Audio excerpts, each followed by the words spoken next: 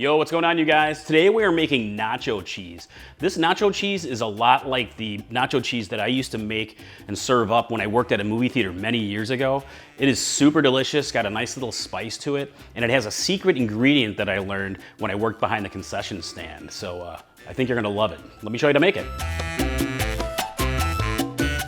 You know, Patty asked me if this could be her cheese, and I said, it's nacho cheese.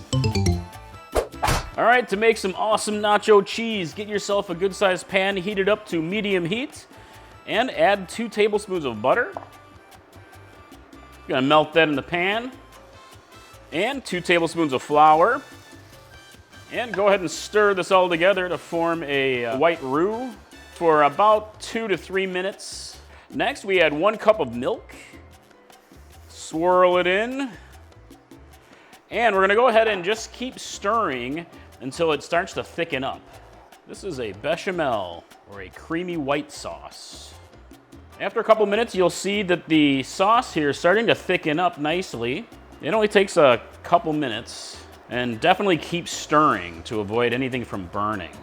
Next, I have 8 ounces of cheese. We're gonna go ahead and add the cheese and slowly swirl it in until it melts through. Now, for the best nacho cheese, the best movie theater style, I'm using a processed American cheese, but you can use other cheeses like shredded cheddar or shredded pepper jack. Keep stirring till it's all melted through.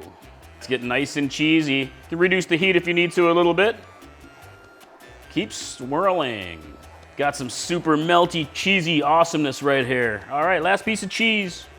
Now, here is the secret ingredients that we're gonna use to make the best nacho cheese ever. That is jalapeno juice. You can use the juice from pickled jalapenos, about 2 to 3 tablespoons or so to your preference. And this is gonna add a delicious spiciness and brininess. It's just gonna be amazing. We used to actually make this with the processed cheese that came in these cans, and we would just dump in the jalapeno juice, and sometimes the jalapenos fall in there, and I love it. Get it all incorporated, just keep swirling till it's all nicely mixed. It only takes about a minute or so, maybe a little longer. Gets even creamier. Beautiful spiciness. Add a pinch of salt if you think you need it. Stir to incorporate. We are almost ready for nachos, my friends. Look at that, let's give it a taste. Yes, this is so creamy.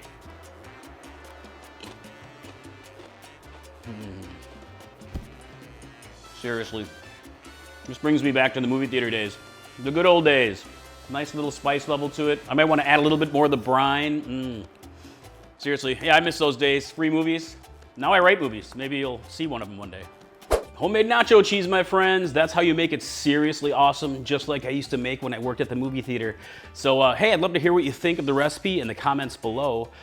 You know, you could use store-bought pickled jalapenos, but you might want to use my pickled jalapeno recipe for this. It makes it even better.